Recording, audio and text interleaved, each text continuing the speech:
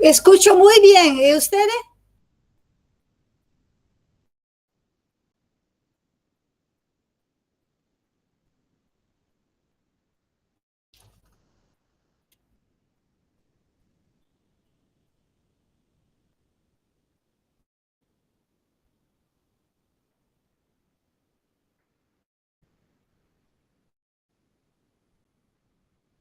Igualmente.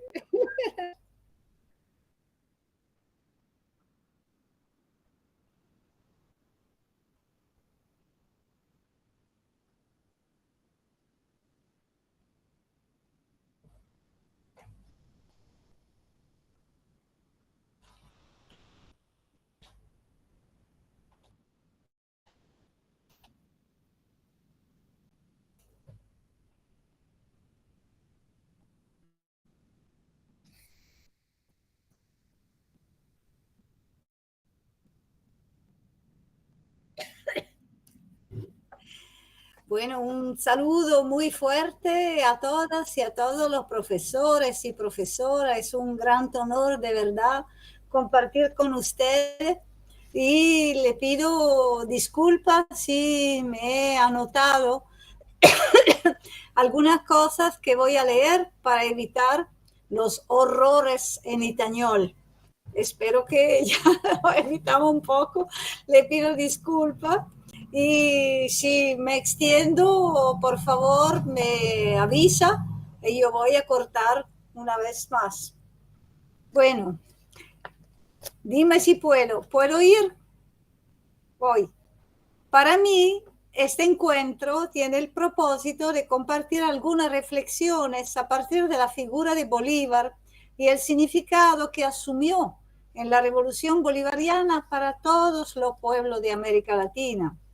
Y tiene también el propósito de mostrar por qué la Europa de los banqueros, de la guerra imperialista, de la OTAN y de las grandes instituciones internacionales necesita tergiversar o ocultar el sentido de Bolívar y de la revolución bolivariana para impedir que los pueblos no solo vuelvan a organizarse para hacer como en Rusia, como dijeron en el siglo pasado, en alusión a la revolución soviética, sino también que actúen para hacer como hizo Chávez con la revolución bolivariana, obviamente en relación a su propio contexto histórico.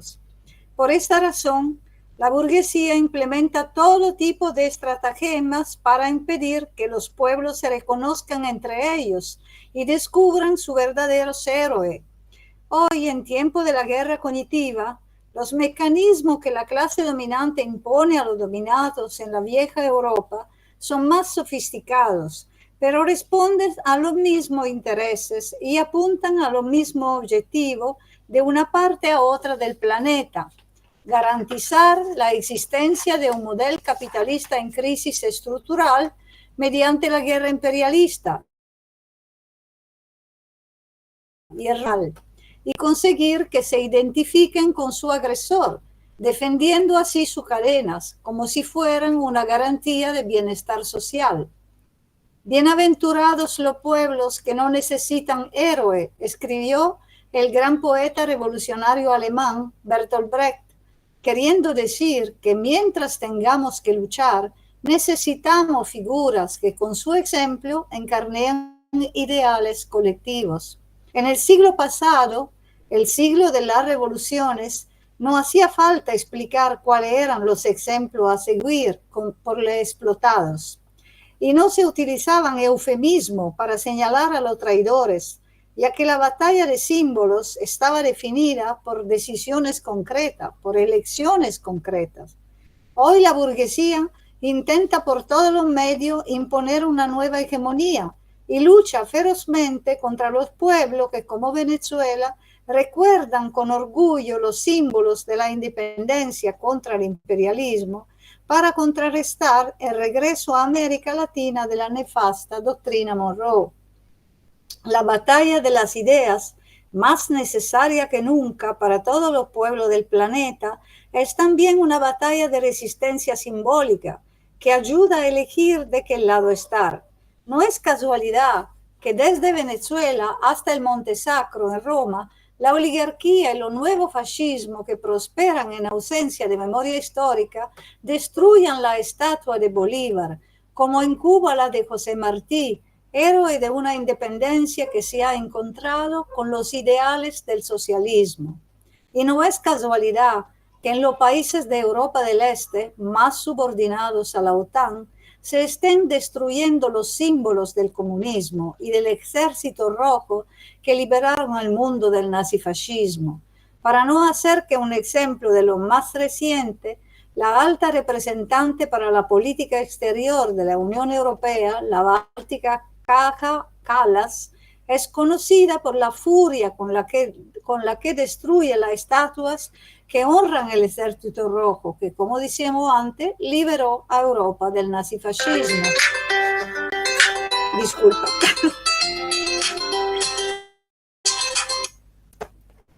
Alerta, alerta que camina la espada de Bolívar para América Latina, gritan la calle del continente latinoamericano.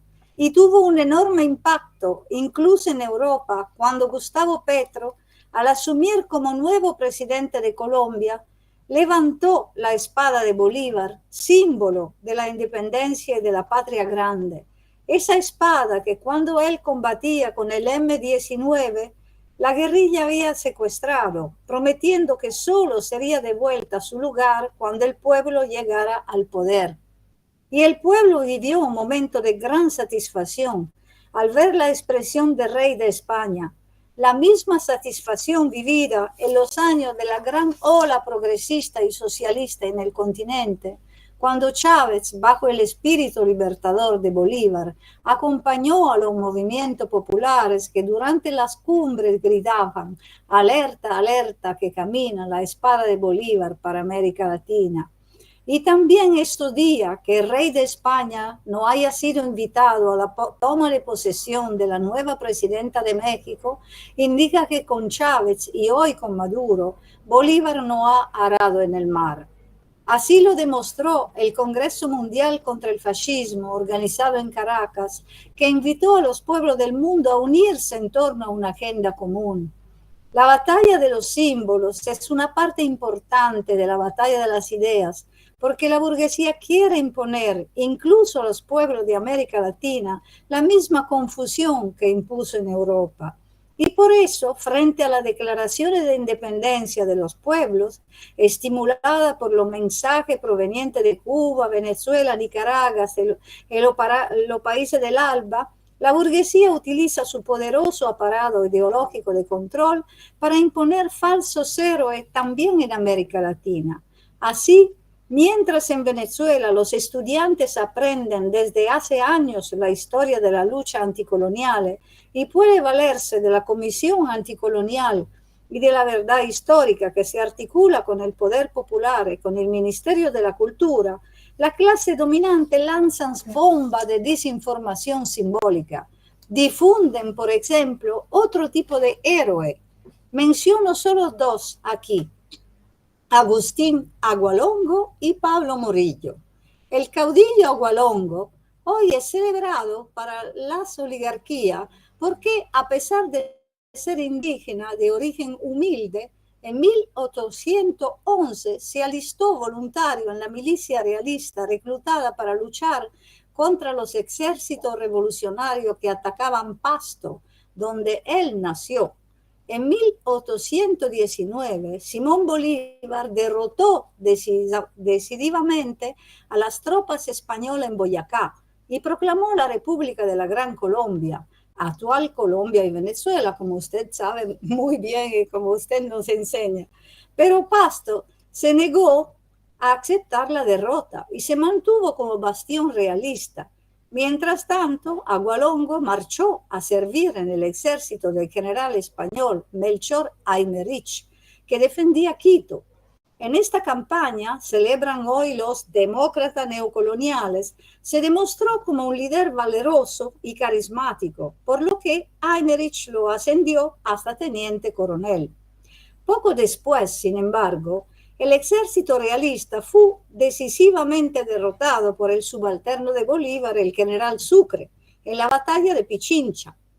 1822. Agualongo fu capturado, pero logró escapar y volver a su pasto natal.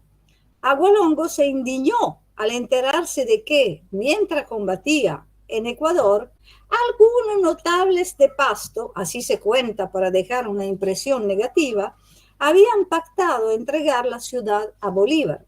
Y aquí se acentúa el descontento de la población profundamente realista y la rebelión que encabezaron el 28 de octubre de 1822 Agualongo y su compañero, el teniente coronel Benito Boves, alzando el estandarte real de España y llamando al pueblo a luchar por don Fernando VII y la religión católica.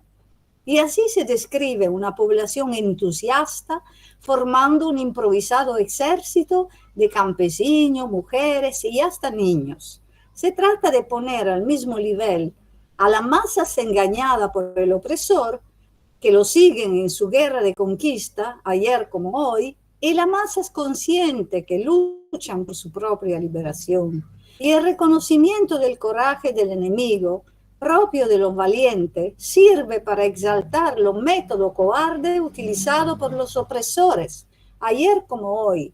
La palabra atribuida a Bolívar para reconocer la valentía de los opositores se utilizan hoy para confundir, arrojándola sin contexto a las redes sociales, presentando como una rendición los discursos de la diplomacia de paz hacia los opositores y como palabras libertadoras los discursos de la extrema derecha golpista contra el dictador Maduro, siempre en nombre, por supuesto, de los derechos humanos. Tras la violencia desatada por el fascismo venezolano para negar los resultados del 28 de julio, que dieron la victoria a Maduro para un tercer mandato, por ejemplo, circula un video de un discurso pronunciado hace años en el Parlamento venezolano por un golpista declarado. Si no se conoce el contexto y su pasado, se podría pensar que se trata de un fogoso libertario que lucha contra una dictadura, cuando es todo lo contrario. Las fuerzas opresoras fueron derrotadas por Bolívar en la batalla de Ibarra en 1823, pero el caudillo realista Agualongo logró escaparse hasta que fue capturado en julio de 1824 y fue llevado a la ciudad de Popayán, donde se le condenó a muerte. Negándose a jurar en todo momento su lealtad a España, pidió ser fusilado con su uniforme de coronel del ejército español. Sin embargo, una cosa salta inmediatamente a la vista. Por mucho que las plataformas neocoloniales se esfuercen en difundir símbolos invertidos contra la revolución bolivariana, comparando a los traidores de ayer con aquellos que se alojan en el lujo de Madrid, no pueden ocultar la cobardía mercenaria de lo que siempre ha lanzado piedra y escondido la mano, escondiéndola en la billetera hinchada con el dinero del imperialismo norteamericano, al devolverle la dignidad del pueblo heredero del Libertador. Otro personaje que se intenta enfatizar para oponerlo al Libertador como mensaje desde abajo es Pablo Morillo, un hombre del colonialismo español celebrado por el campesino como el campesino de Zamora que derrotó a Bolívar en la batalla de la Puerta en 1818. Se cuenta que Fernando VII pensase en él para en 1815 la gran expedición a América destinada a sofocar la rebelión que prendía en el continente. Al frente de 10.000 hombres, Morillo zarpó de Cádiz con el cargo de teniente y plenos poderes establecer la autoridad real. El destino de la expedición, celosamente ocultado hasta que ésta estuvo ya en el mar, no era Buenos Aires, como se creía, sino Venezuela. Ahí llegó Morillo a final de 1815 y, escriben con entusiasmo los cantores del neocolonialismo, con rapidez derrotó a los rebeldes y recuperó Caracas para seguirse apto a Cartagena de India. Tras un largo asedio, triunfó donde los ingleses habían fallado décadas antes y logró la rendición de la plaza y poco después se le entregaba también Bogotá, culminando la reconquista de casi todo el territorio. Sin embargo, los principales líderes rebeldes, con Bolívar a la cabeza, habían escapado. Morillo pregonó una amplia amnistía para la mayoría de la población, pero como gesto de firmeza ordenó la ejecución de los prisioneros más implicados en la rebelión, dictando más de un centenar de pena de muerte. La historia cuenta cómo el Libertador expulsó definitivamente a los españoles de Venezuela en la batalla de Carabobo en 1821.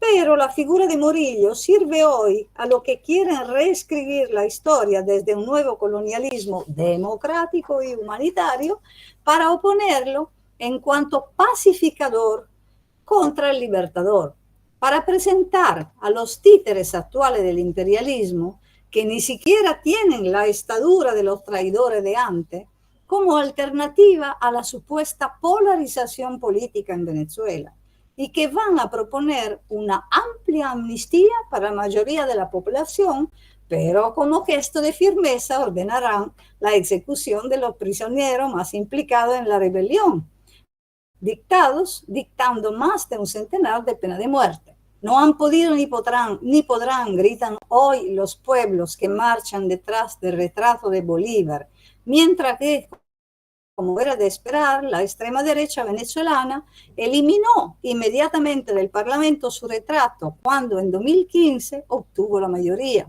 La espada de Bolívar, el libertador de América, precursor del antiimperialismo y de la unidad de los pueblos en una patria como humanidad, cuyo sueño ahora se renueva en Venezuela, todavía indica el camino.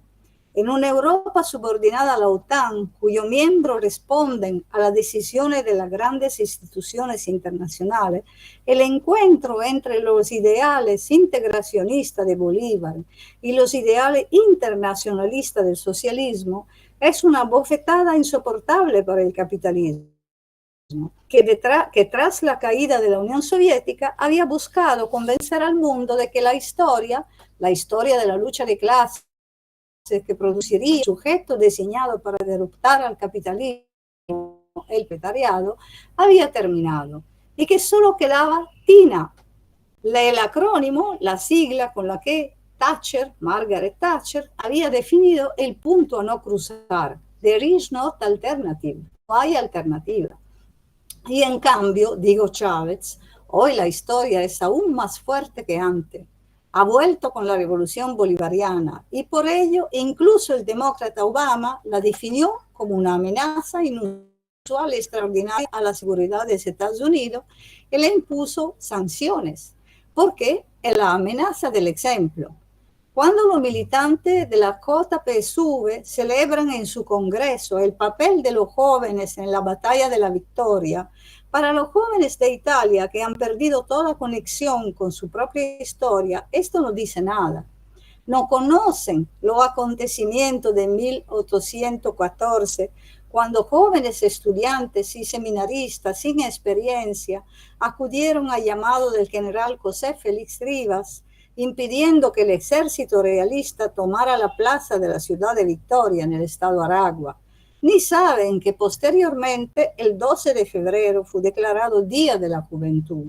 Sin embargo, si vieran este mar de jóvenes ondeando la bandera roja del socialismo y sosteniendo retratos de Bolívar, de los héroes y heroínas de la independencia, tal vez reflexionarían sobre la importancia y fuerza que tienen las raíces en el balance histórico y en la reconstrucción de una alternativa en el presente.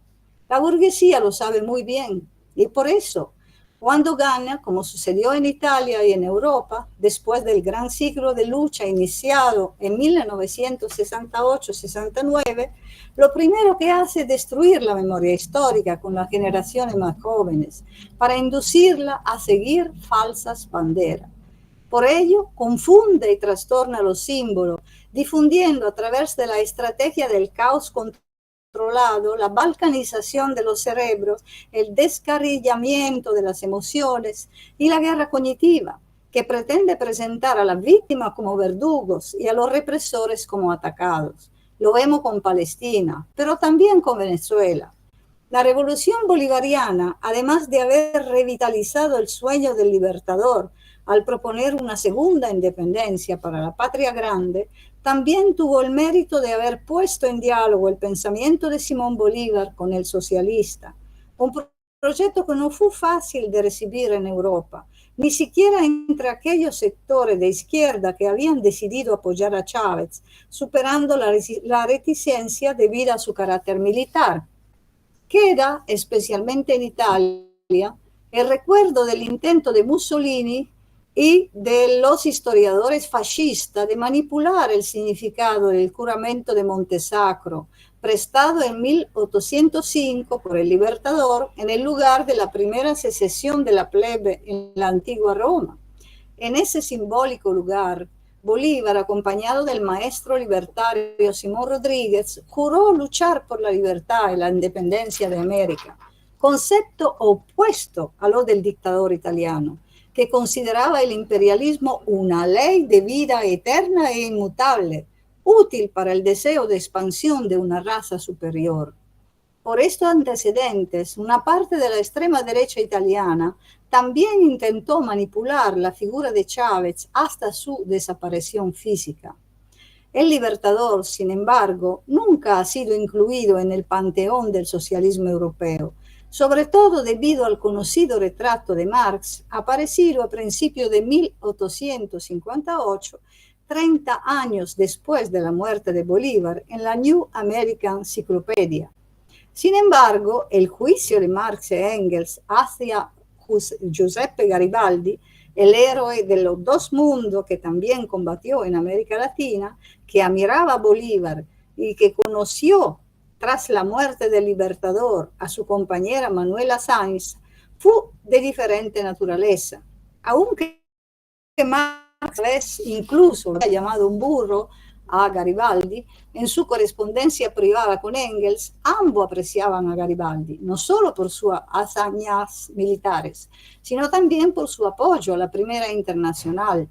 No, por lo que pasó con Bolívar, es que básicamente Marx entendió la cuestión colonial dentro de la concepción materialista del desarrollo de la fuerza productiva, aún inmadura en la sociedad americana de la época y en ausencia de una burguesía que el proletariado industrial hubiera podido enterrar. En concreto, está en la fuente en la que se basó el autor del Capital para escribir la entrada de la enciclopedia, uno de los muchos trabajos que hizo para sobrevivir. Parece que también leyó la memoria del general inglés John Miller, en la que Bolívar aparece de manera positiva, pero su principal fuente proviene de los testimonios de algunos de los compañeros de Bolívar en la Guerra de Independencia, que luego se convirtieron en su adversario, siempre los traidores, ¿no? Como el general de origen suizo Ducodré Orstein es su Histoire de Bolívar, terminada por Alphonse Violet y publicada en París en 1831. El retrato de Bolívar, salpicado de errores biográficos y definido como poco riguroso por el propio editor Charles Dana, retrata al Libertador como despótico y bonapartista, como miembro de la aristocracia. Sus acciones le parecen a Marx impulsadas por la opresión de clase, lejos de los principios independentistas y libertarios que celebrará después en la entrada sobre la batalla de Ayacucho, escrita para la misma enciclopedia junto a Engels. De la fuerza revolucionaria y como la destrucción definitiva del imperio español. Lo mismo reiterado por Marx en otro artículo contra la intervención francesa en México y en reflexiones sobre Cuba, Haití, Centroamérica y en general sobre la sociedad precapitalista. El texto de Marx sobre Bolívar fue redescubierto por el comunista argentino Aníbal Ponce en los archivos del Instituto Marx Engels Lenin de Moscú y publicado por primera vez en castellano en Buenos Aires en 1936 en la revista Dialéctica, En 1959, la segunda edición en ruso contiene una crítica al juicio sobre Bolívar basada en el sesgo de la fuente, una tesis retomada y analizada en diversos ensayos latinoamericanos, entre los últimos el de Vladimir Acosta. Y el 31 de julio de 1967, pocos meses antes de la muerte del Che en Bolivia, se celebró en La Habana la conferencia de la Organización Latinoamericana de Solidaridad sobre el tema de la Patria Grande, inaugurada por Fidel Castro bajo un gigantesco retrato de Bolívar.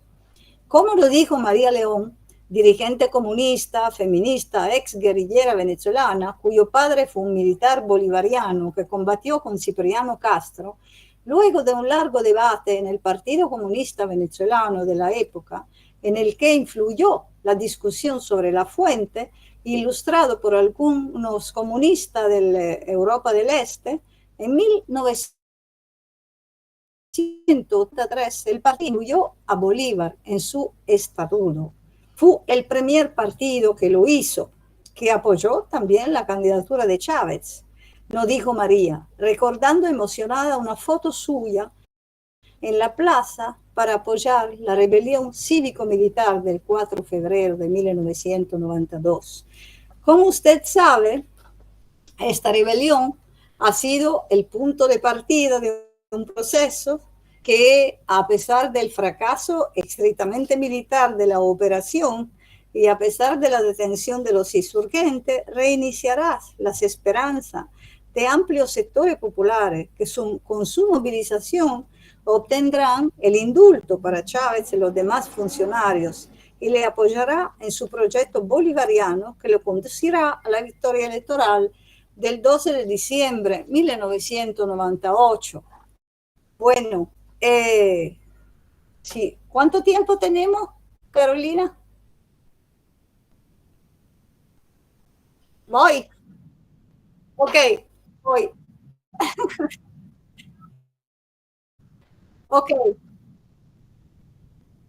Chao. Como usted sabe, me permito de recordar algunos elementos porque nos sirve a nosotros los europeos para desarrollar algunos puntos para compartir. Chávez, como usted sabe, había ingresado a la Academia Militar, no por vocación, sino para continuar su estudio, siendo de origen humilde y convertirse en campeón deportivo. En este periodo enseñaban en la academia profesores civiles influenciados por el marxismo, el viento anticolonialista que soplaba en el sur del mundo. Desde su primer año de formación militar, a partir del 8 de agosto de 1971, comenzó a reflexionar sobre la discriminación racial y se puso del lado de los indígenas oprimidos por el ejército de la época. Evitó perseguir a los guerrilleros y de hecho consideró participar en la formación armada con la que entró en contacto. En la academia comenzó a estudiar la ciencia de la guerra. Ahí, dijo más tarde, empezó a considerar Bolívar como un inmenso guerrero y un brillante estratega, a Clausewitz como uno de los principales teóricos de la guerra y a Mao, de quien había aprendido que la base de la victoria está en la unión del ejército y del pueblo, en alianza cívico-militar, como un gran estratega también. Ahí, diría más tarde, empezó a crecer su admiración por Simón Bolívar, un hombre que nació rico, que pertenecía a la burguesía de la época, que era terrateniente, pero que en el camino se hizo proletario y terminó con los pobres, como Cristo crucificado conforme a su ley, así dijo Chávez. La idea del ejército implementada por Bolívar en su campaña por la liberación del continente, una idea antihierárquica y popular en la que incluso los indígenas y afrodescendientes tenían galones de general, ha huella en la sociedad venezolana. No hay tiempo aquí por recordar los numerosos episodios históricos que demuestran que en la lucha de los militares progresistas contra la democracia disfrazada de la Cuarta República pasaron varios momentos, el carupanazo y varios, que todo una gran parte de ellos, los que sobrevivieron, acompañaron a Chávez en su largo camino en la construcción de la Unión Cívico-Militar. Voy cortando porque si no, no tenemos el tiempo.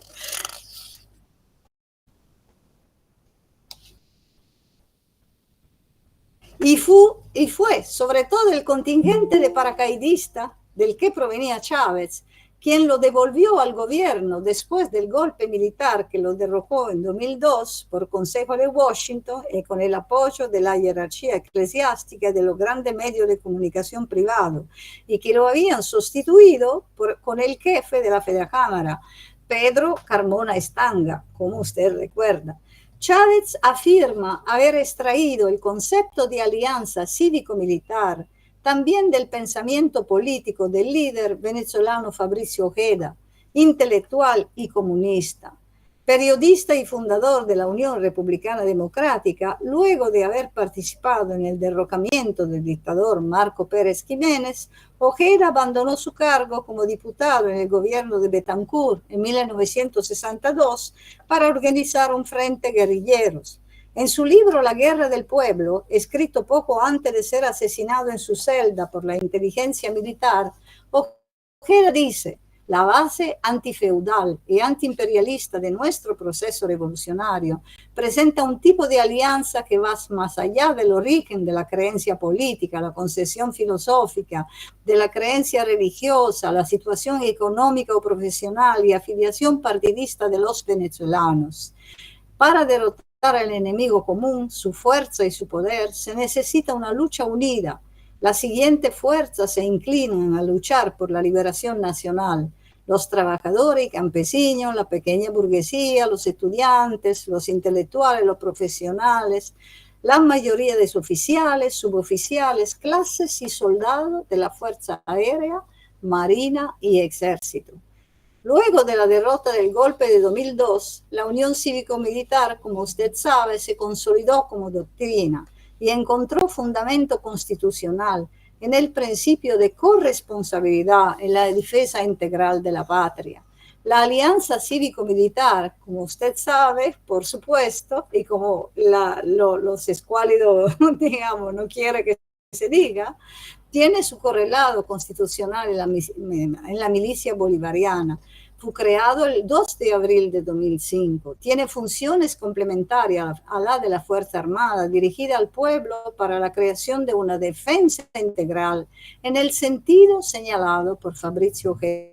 Así, tras derrotar el golpe del 2002, Chávez explicó la rebelión cívico-militar del 92 contra el gobierno de Carlos Andrés Pérez de esta manera: alguien muy confundido ideológicamente dice: son militares, luego son de derecha, son gorilas. Es un error. Nunca hemos pensado en forma de un consejo militar, de formar un consejo militar. Nunca hemos pensado en un golpe militar clásico para borrar los derechos democráticos y los derechos humanos. Nunca. Somos antimilitaristas y antigorilistas. Nunca hemos sido golpistas. Nos levantamos para estar junto al pueblo venezolano como soldados transformadores. También hubo quienes definieron nuestra rebelión como nacerista, nacer, ¿no? No lo era, no hubiera tenido sentido, pero en cierto modo sí lo era, en la medida en que teníamos un proyecto social, socialista, un pensamiento panamericanista, es decir, bolivariano, y una posición antiimperialista. Somos patriotas revolucionarios. Los golpistas son aquellos que se unen a la oligarquía para atacar a su propio pueblo. Los golpistas son aquellos que el 11 de abril de 2002 querían instaurar una dictadura en Venezuela. Los golpistas son los traidores que se arrodillan ante el imperialismo norteamericano. Somos bolivarianos, revolucionarios, socialistas, antiimperialistas, cada día más. Por lo tanto, una visión no caudilista, sino revolucionaria, antiimperialista, emancipadora y libertaria del bolivarianismo influyó en el pensamiento militar de Chávez, basado en un concepto de patria como humanidad. Bolívar siempre ha estado en contra de la monarquía y la dictadura.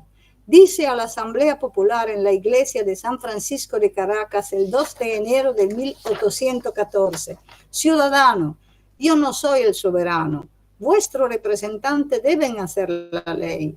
A principios de 1816, el libertador, que ni siquiera quiere que lo llamen así, porque debes libertad, dice a todos mis compañeros de arma, se dirige a Haití, que había obtenido la independencia de Francia con la revolución de los jacobinos negros, según la definición de James. Será un punto de inflexión. Si bien nadie quiere apoyar la empresa del Libertador, el presidente de Haití, Alexandre Petion, lo ayuda con armas, barcos y dinero. Bolívar entendió que para obtener la independencia era necesaria la participación del pueblo venezolano, de los pobres, los peones, los esclavos y los negros. Al desembarcar, lo primero que decidió fue la emancipación de los esclavos y la igualdad social para todos, con el decreto de Carúpano, el 2 de junio de 1816. Otra notificación el 18 de julio de 1825 en Cuzco, hablará de los derechos de los indígenas y de la conservación de sus monumentos. Y el 14 de febrero de 1920, ya un discurso del Libertador a las valientes mujeres de El Socorro en la histórica ciudad de Nueva Granada, había honrado así el patriotismo, el heroísmo de las mujeres que empuñaron la lanza. ¿Habrá hombres más dignos que tú? No, no, digo, pero sois dignos de la admiración del universo y de la adoración de los libertadores de Colombia.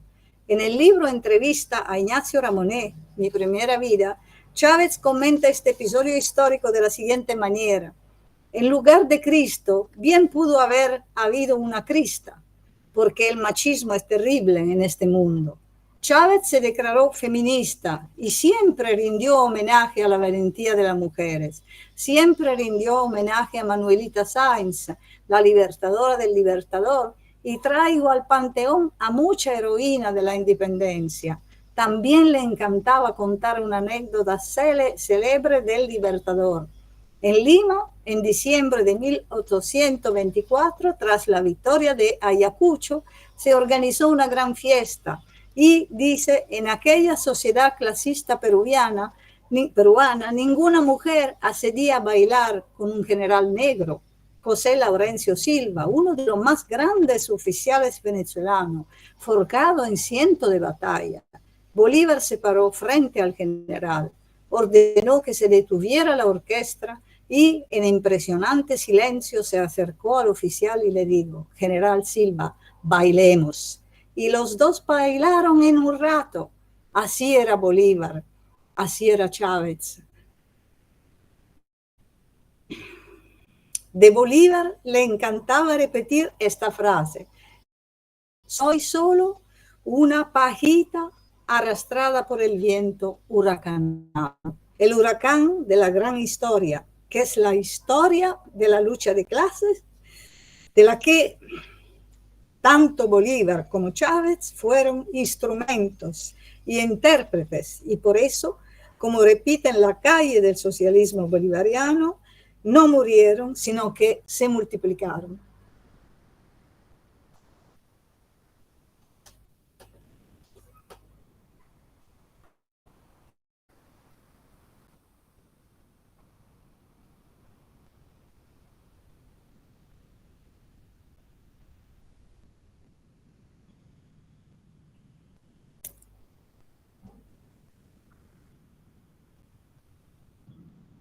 Listo.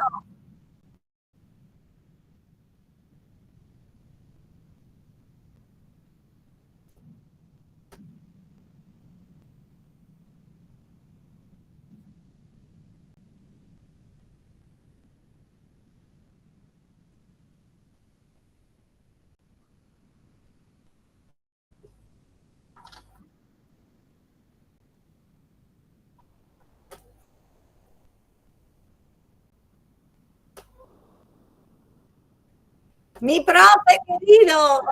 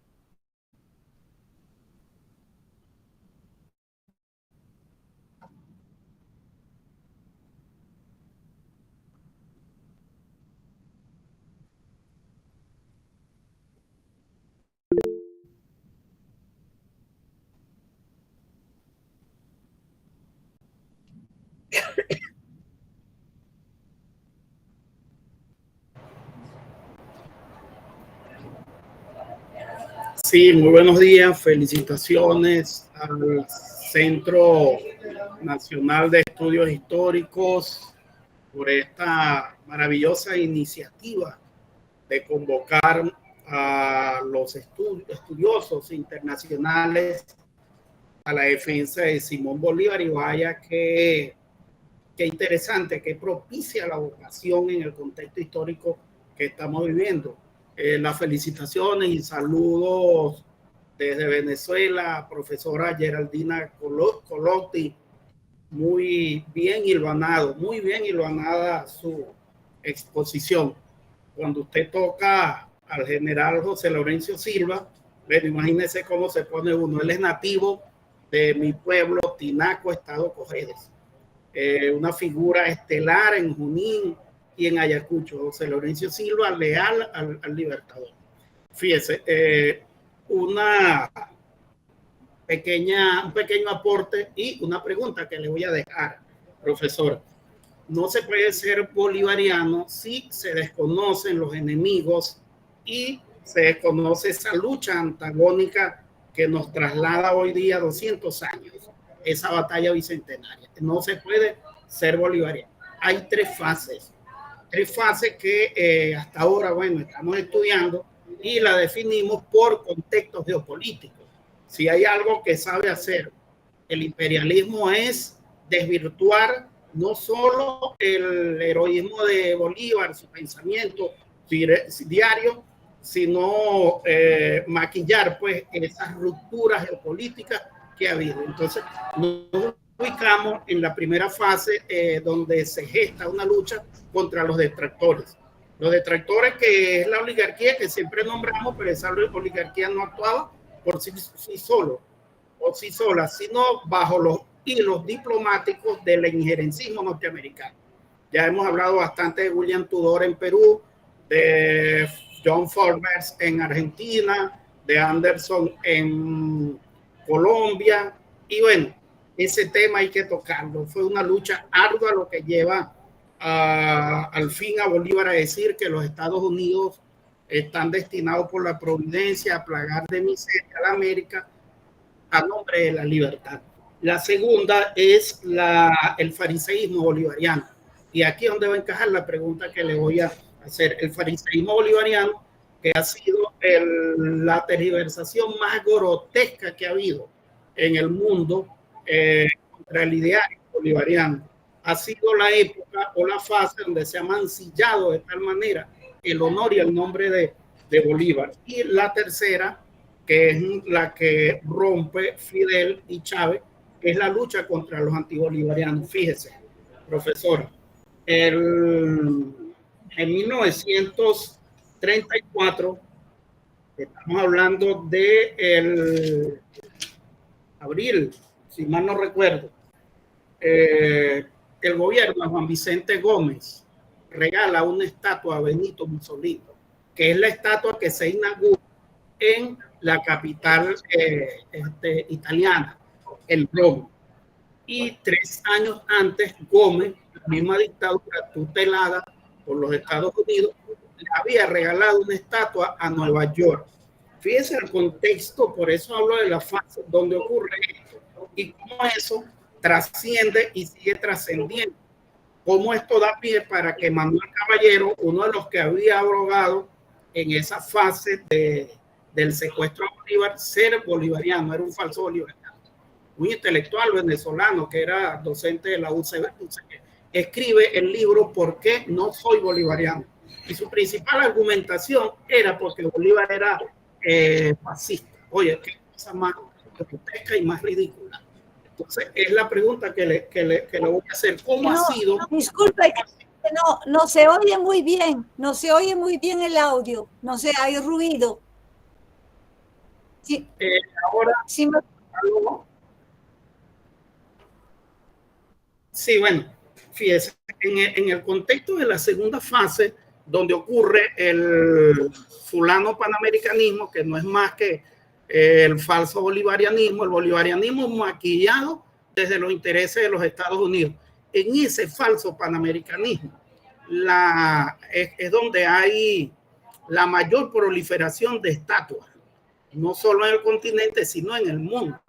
Gómez le regala una estatua a Nueva York en 1921. Imagínense, el enemigo histórico número 1 de la visión geopolítica de Bolívar. pero lo peor es que se la regalan a Benito Mussolini. Entonces, en esta tercera fase, un intelectual me copia, sigue copiando.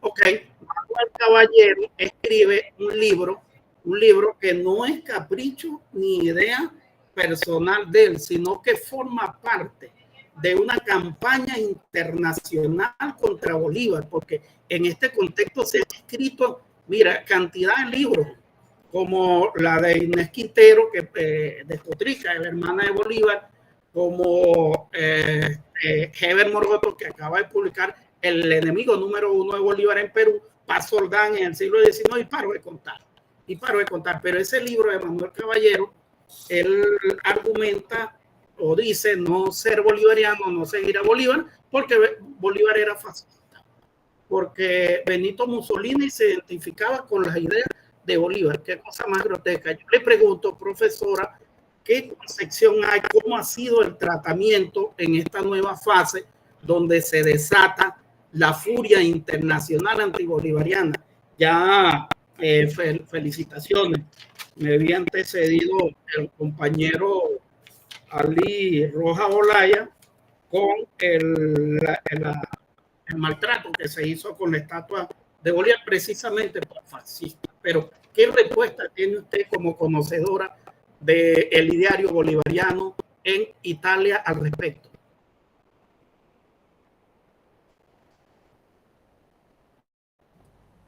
Sí, gracias, profesor, compañero, camarada García, y gracias al querido profesor, camarada Aldo Roja, a la profesora Carolina, a todos por este encuentro, porque no es común. Por lo contrario, de un lado se ha perdido la memoria histórica de la historia de lucha de clase de su propio país. Después de la caída de la Unión Soviética, nos están contando que han sido los norteamericanos que nos liberaron del nazifascismo y no el Ejército Rojo. Eso se ha reescrito en todos los libros de historia de Europa. Por eso, la categoría que enseñan a evaluar la historia como historia de lucha de clase en la base del marxismo, que uno puede contestar si se equivocaron de fase, como estamos hablando con respecto a Marx y todo, pero es una herramienta, una brújula para orientarse hasta el presente y por el futuro, ¿no? Por supuesto, nosotros no somos dogmáticos, pero esto es una brújula, ¿no? Y otra cosa son categorías metafísicas que se han impuesto en nombre de lo llamado dos totalitarismo, que por ellos serían el nazismo igual al comunismo, en los cuales la democracia burguesa, que te mata con la mano limpia, que no es democrática para nada, y que se volvió a dejar espacio a todos los fascismos de todo tipo, bueno, es la única cosa que se tiene que defender. En esto, en esta confusión, como decía Hegel, una noche donde todas las vacas son negras, son oscuras, ¿no? Para no equivocar esta palabra que desafortunadamente la utilizan de todos lados. Y bueno, evidentemente surgen los monstruos. Y estos monstruos ni siquiera tenemos la palabra para definirlo, porque nos robaron los conceptos. Aquí en Europa, si uno habla de antiimperialismo, los intelectuales te dicen que tú eres un dinosaurio, que tú no puedes hablar. Si tú hablas de capitalismo, ¿qué es eso? No, para nada, ¿no? Y se ha impuesto una idea de los populismos, ¿no? Una categoría que no dice nada. Tú eres populista de izquierda, populista de derecha, y en todo eso, una burbuja, que es el nacionalsocialismo, el nacional popular, que había bien criticado Gramsci. Esto nacional popular hoy sirve para que las clases populares no hagan diferencia entre los opresores y los oprimidos, porque todo en Europa es tremendo, pero todo está siendo fantasmado para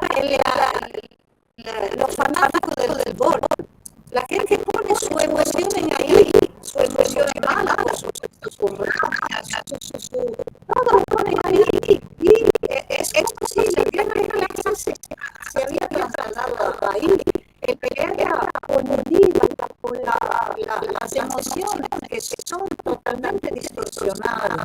Entonces, eso lo nutre a uno a hacer móvil, que si puede utilizarse como quiere para hacer pasar que la historia es historia de individuo. Cuando dicen que el dictador Maduro, por supuesto, ellos entienden que no es un hombre solamente, por lo contrario, es una historia, es un poder popular organizado con gente colectivo, porque si no, habría sido derrotado desde mucho tiempo. No lo hizo Chávez, no se hizo comprar, no hace Nicolás, que decía siempre. Pero eso ella no lo entiende, quiere que lo entiendan los jóvenes, porque, digamos, describe, cuando no la figura también de Bolivia, como fuera el conquistador, el dictador, el oligarca. Por supuesto, que hizo que esa figura es una libertadora, como tiene que ser. Pero aquí, cuando se habla de Bolivia, se habla de una manera de conquistador, y la palabra libertador se utiliza de una manera casi irónica, porque de todo no es de historia que hablamos. Yo estaba leyendo para tener alguna referencia por esta charla que estamos haciendo y por la cual sigo siendo muy agradecida con ustedes. Algunos libros, pero la fecha de mi impresión de los libros ya pasaron 10 años, ya pasaron 15 años. Estaba viendo ahora 2002, me parece, o 2003, se hizo en Caracas un gran encuentro sobre Gramsci, Bolívar y Garibaldi, donde había algunos profesores de izquierda que vinieron de Italia y todo. Y había, por supuesto, nuestro inmenso intelectual, Enrique, pero hoy todo esto ya pasó. Digamos que ya se murieron los pocos que eran interesados a hacer, digamos, enlaces con el debate de 1900. Y además, en el anterior de eso, hay un tema que aquí en Italia se ocultó el balance histórico de 1900 recién, lo que produjo también la personas como yo, estuvimos más de 5.000 presos y presas políticas. Esto siglo de lucha extraordinario y duró más de 20 años. Y aún todavía siguen, como en Perú, compañeros en la cárcel después de más de 40 años. Eso son las democracias que quieren dar lesiones a Venezuela. Pero lo mejor de todo eso es que hay compañeros, algunos jóvenes, otros que no son tan jóvenes, que dicen que respaldan a Venezuela, pero olvidan que Venezuela hizo una lucha también armada contra la democracia camuflada de la Cuarta República, y no contra la dictadura. Era contra una democracia bien armada por Washington. Y fueron héroes. Fueron los héroes de Olga Rodríguez y Venezuela, y Rojas, María León y todo eso. Por supuesto, surgió un Chávez, que como toda esta hipótesis habían fracasado, hizo un pasaje a la lucha política, a la lucha política, pero reivindicando el derecho de los pueblos a la rebeldía, también armada y también contra la democracia camuflada. En Italia no, esto se ocultó. Por eso hay gente que dice que defiende a Venezuela, pero que no hace defenderla si no entiende que tiene el deber de un revolucionario, una revolucionaria, cambiar las cosas en su país. Si oculta, como quisieran hacer los demócratas de la Cuarta República de Venezuela, si ocultan cuánto costó la lucha de clases, ¿por qué fracasaron? ¿Por qué viene Europa no faltaban ni los votos ni los fracasaron? ¿Por qué le llamaban el chacha de los Balcanes? Era así, que no le llegaba ni siquiera a los pies, pero ha tenido una ocasión de hacer como Venezuela y fracasaron. ¿Por qué fracasamos en Europa? Si no nos ponemos esta pregunta. Y la pregunta no puede ser puesta si no examinamos lo que pasó en el siglo pasado, recién desde los años 68, 69 hasta 1980, cuando se produjo a nivel internacional, y por eso hablé de Thatcher, en el trío mefítico que se puso en marcha contra el comunismo y contra la revolución sandinista, diciendo que no había alternativa. Ahí se creó una ruptura muy fuerte y después vino la caída de la Unión Soviética. Pero Chávez entregó una esperanza a los pueblos del mundo. Aquí no surgió esta esperanza, pero que hay los sepulteros de la memoria, que son esta izquierda, entre comillas, que se volvió imperialista, que no defiende desde mucho tiempo los intereses del proletariado, que permite el avance del fascismo. Y que, por supuesto, cuando se trata de discutir, para volver a la pregunta de compañero García, cuando se trata de discutir de los héroes de la independencia de otros países, ellos no pueden discutir asumiendo que Venezuela tiene su dignidad, y que esta dignidad le vino de Bolívar, y que Bolívar es un libertario, que no es con el fin de la verdadera democracia participativa y protagónica que se puede imponer justicia social, porque a ellos no les importa la justicia social. Aquí construimos guerra imperialista, estamos al borde del abismo, pero por supuesto ellos la llaman democracia. La llaman democracia, construye guerra, y donde el pueblo no pide nada. Por supuesto que no le interesa la imagen de un Bolívar verdaderamente libertador que se juntó con las aspiraciones del pueblo bolivariano hoy, con las aspiraciones de Chávez, con el hecho, yo no he hablado porque no hemos tenido el tiempo, me había todo el desarrollo de lo que desde mi humilde punto de vista pasó en la Cuarta República, cómo el bolivarianismo se construyó también en la rebeldía cívico-militar que ha atravesado también la guerrilla, que ha atravesado también los opositores a la Cuarta República y de la cual se ha nutrido, la cual Chávez se ha alimentado, como él dijo, muchísimas veces. Aquí no tenemos eso. El ocultamiento, por eso que es muy importante que juntamos las historias insurgentes, que vemos, como dijo Ali, que hay un montón de sur en tanto norte del mundo. Nosotros tenemos que juntar todos los sur, por eso que estamos con mucha esperanza desde la revolución bolivariana y desde Cuba y desde los países socialistas de la patria grande, porque nos están entregando una cosa preciosa.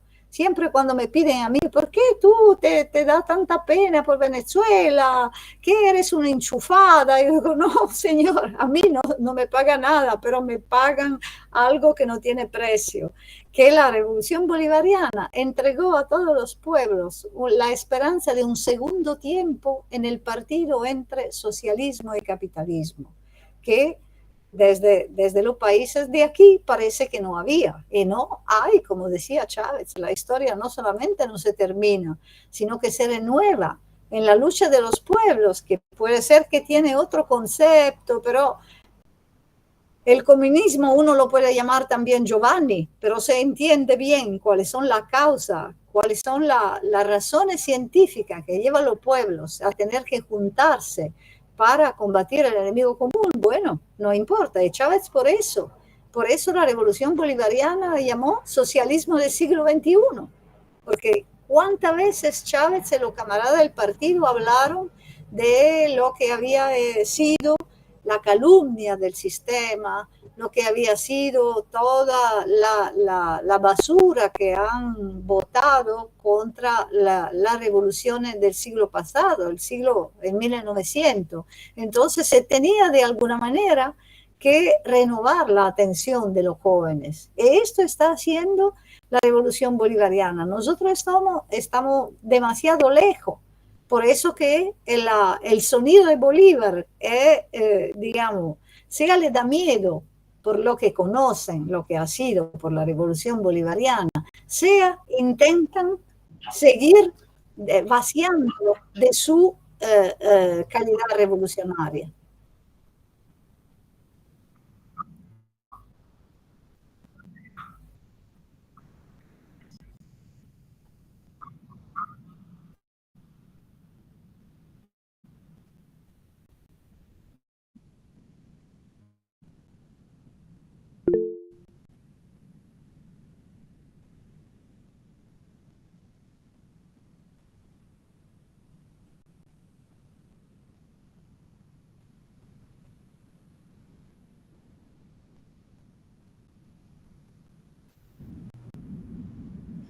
Saludos desde Venezuela, Estado Cojedes también, con saludos al profesor William García, que lo estoy viendo por aquí.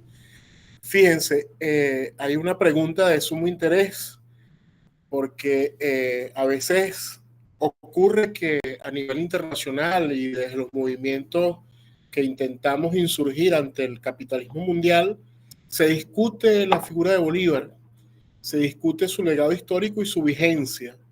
Sin embargo, sentimos o siento en lo particular que en nuestras universidades creadas en revolución, la discusión sobre el pensamiento bolivariano y su impacto y su trascendencia no es la más adecuada, no tenemos el interés necesario.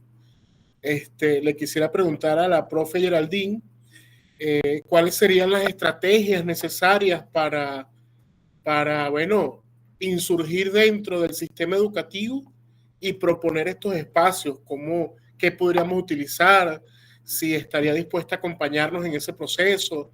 Y indudablemente, bueno, todos los compañeros y compañeras que estamos presentes en la videoconferencia, también para ustedes esa inquietud. Muchas gracias. Gracias, camarada, porque me parece una pregunta crucial y también global, porque tenemos que empezar de una observación desde el punto de vista marxista. Cuanto más el gran capital internacional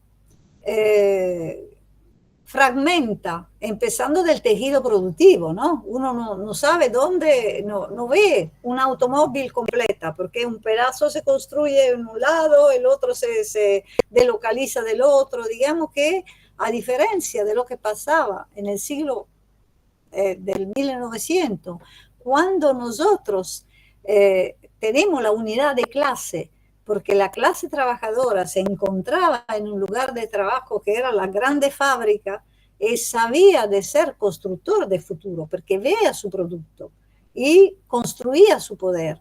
Hoy esto parece invisible, parece, por supuesto, aumentó la explotación aún más, porque los proletarios no son unidos, no se ve como clase, pero por supuesto los automóviles, para hacer este ejemplo, se hacen.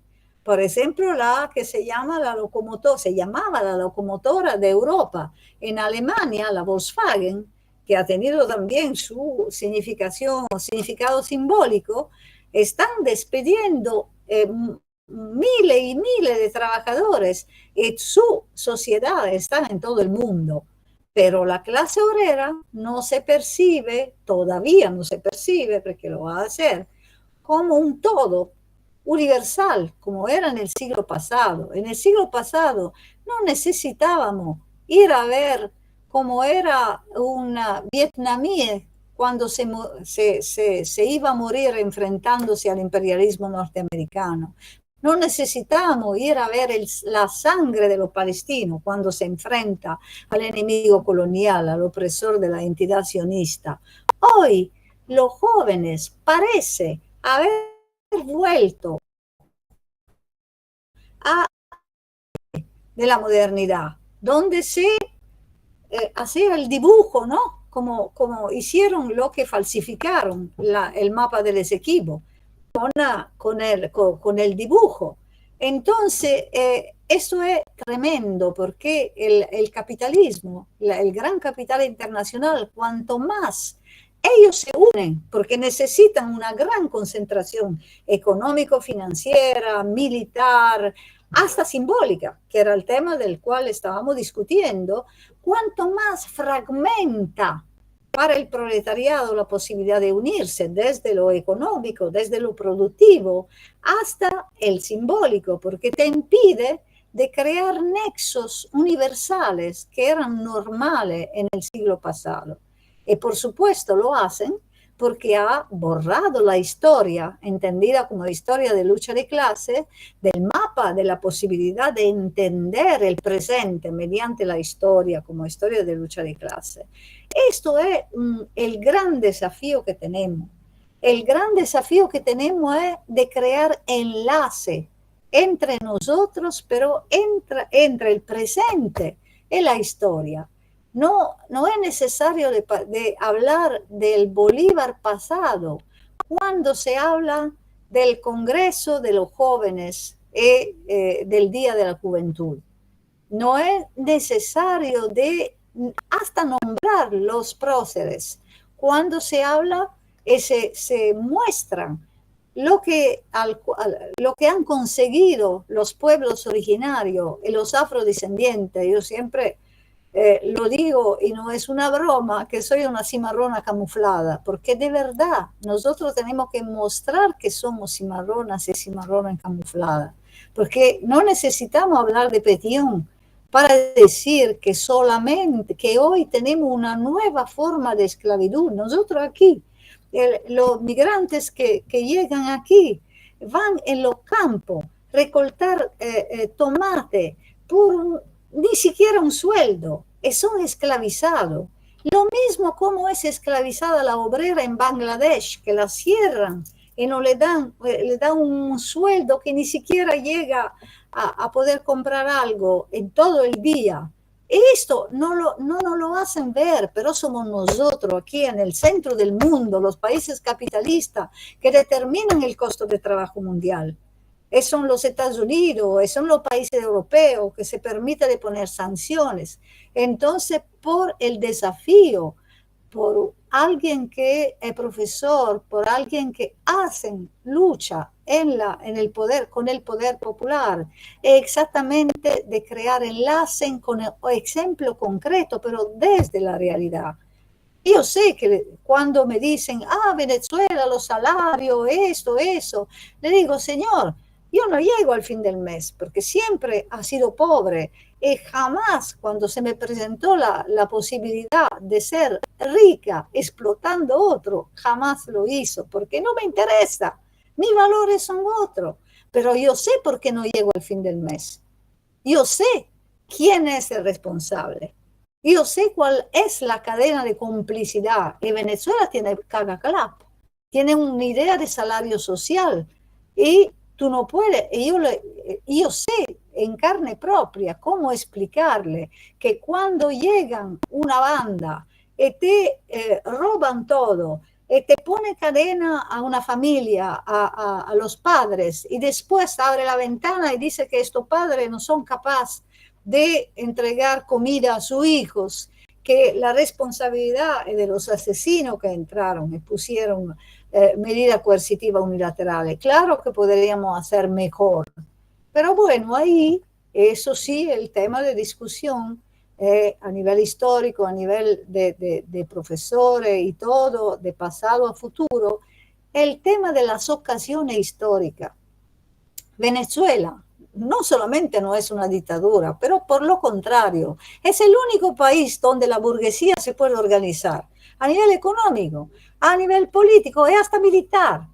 Yo me acuerdo cuando venía aquí en plena guerra económica que iba en la urbanización del este y había no solamente de todo, pero yo me venía como revolucionaria a decir, ¿por qué no se va ahí, no se la expropia, no se entrega este dinero al pueblo? Yo lo digo porque estamos entre camaradas, pero por supuesto es otro el proyecto de la revolución bolivariana, no por culpa de Maduro, pero por lo que ha sido desde Chávez, que cuando ha habido el golpe de 2002, ha vuelto con la cruz en una mano y la constitución en el otra. ¿cuánta gente de nosotros decía, adelántate, saca a esta gente que se van a complotear en Miami, ¿no? Que lo tenemos comploteando, que tenemos el enemigo en la casa?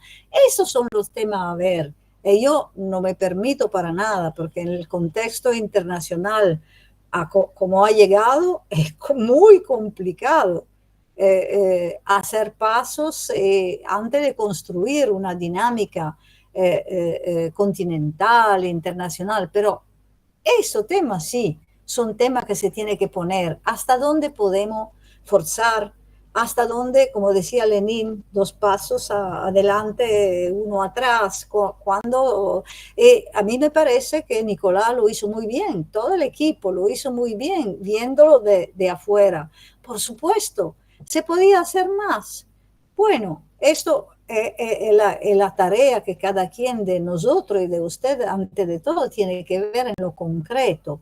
Pero eso es un tema, repito, nacional e internacional, son políticos, son históricos, pero se tiene que preguntar también al pueblo, se tiene que preguntar a los jóvenes, que en mi país no cuentan nada, no cuentan nada, se consideran niños hasta 40 años.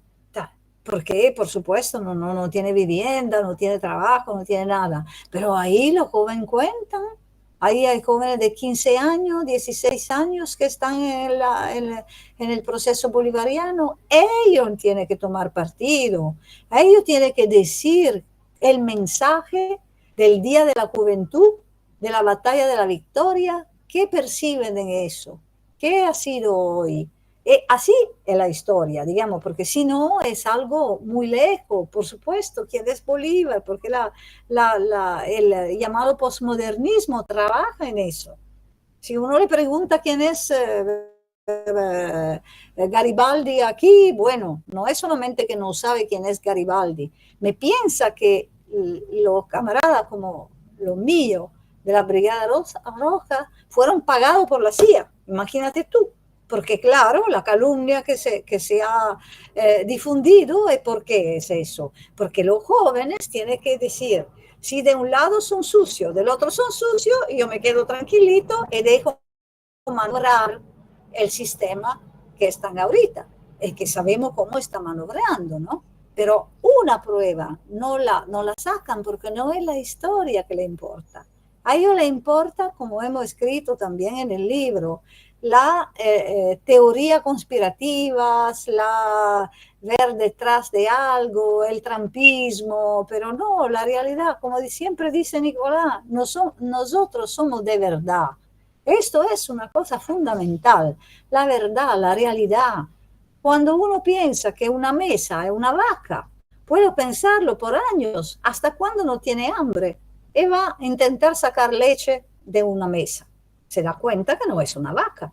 Pero eso, a eso sirve la crisis, pero a eso sirven, por supuesto, los compañeros, los intelectuales, los profesores como usted, que son maestros de la verdad, son maestros de indicar estos temas, ¿no?